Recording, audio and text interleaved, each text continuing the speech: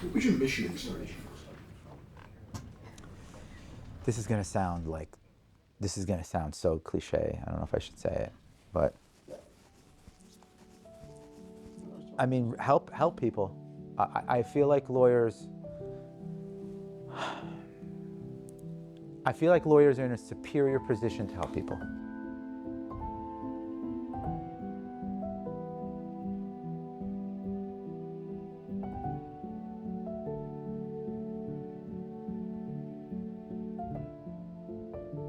The mission when I first started was, I wanted to have my own practice. I worked at law firms, I worked for boutique law firms, I worked for big law firms. I wanted to have my own practice where it's my thing, where I'm building my name, I'm building my reputation. We are a boutique law firm, right? We're not a huge law firm with a huge staff and 100 attorneys. But I take a lot of pride in the attorneys that are at this office, and they take a lot of pride that they're here. Just to give you an example, Tom, who I've known since high school, I literally graduated high school with him. He's a trust and estates attorney. Besides being incredibly competent, he's such a kind person, and he's a compassionate person. When he sits down with a client, sometimes I'll sit in or sometimes I'll hear, if he's in the conference room. He takes the time out to get to know as much detail about that person as possible. I see the pride that he takes in his work, and I see the effort that he puts in, and it lights me up. It really does. The way Anthony writes, I say it's poetry, and I say it to him all the time, your writing is poetry. Even if he writes a simple letter to the court, poetry. Paul I met at a mediation over 10 years ago. Tough life, such a tough life. Went through a lot of hardship, and he has become a mentor to me in a sense of getting through life, getting through the difficult things in life, and still being such a positive, beautiful person. I look up to him in so many ways, more than one, and I'm just happy he's here. The main person who's kind of like the heart of this office is Lauren. Man, she runs the ship. If I was able to put her on my letterhead as another attorney, I would. We are not a mill. I know every file that comes through the office. I really do. If I see an issue, I look it up. I find that case. I print out that case. I attach it to my motion.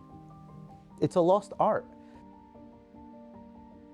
The only way you can properly handle a case, or properly understand the case, okay, and digest the case in a way that it deserves is to give it the time it deserves.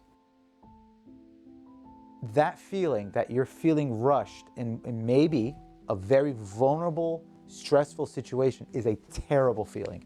And you might be the most competent attorney in the world, but if you make that client feel rushed or that you didn't dedicate enough time with them as you should, everyone loses.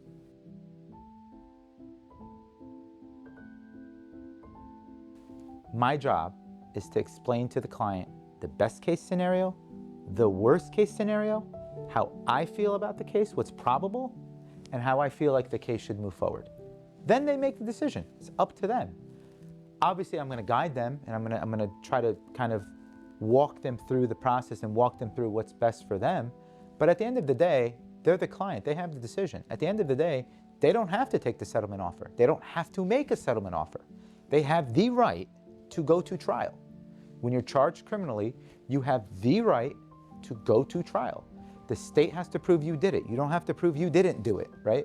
So all I can do is give you all the information, explain the process to you, explain how the system works, okay? I navigate this system every day.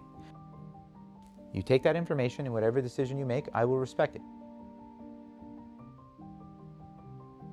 My grandfather migrated here from Egypt, and he worked so much, too much. I mean, I remember him having heart surgery. The guy didn't rest, I've been trying to find an equilibrium between work and personal life for a long time. I don't think I've found it yet. I don't know if I'm ever gonna find it, but I think I've got it to a point where it makes the most sense for what I expect out of myself and what I expect out of my practice. I try not to work on the weekends, right? I try to keep that balance. I try to distance what goes on Monday through Friday. Sometimes I have to. Sometimes I have to do an emergency motion. Sometimes I have to get on a call with a client for something really important that's happening on Monday. But It's funny, I'm saying this, I'm like saying the words balance, but I'm thinking of all the situations where I threw that totally out the window. So I'm still looking for it. I'll let you know when I find it, but. You like your name. It's a good question. Do I like my name? I love my name. I love my name. I know that sounds a little like, but the word Peter biblically means rock, right?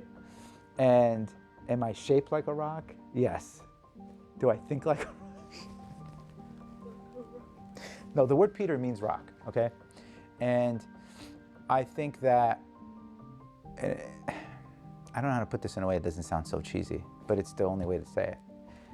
When somebody hires me, they look at me as somebody they could lean on, somebody they could rely on, somebody that they can be a foundation of either a resolution or a positive outcome at trial.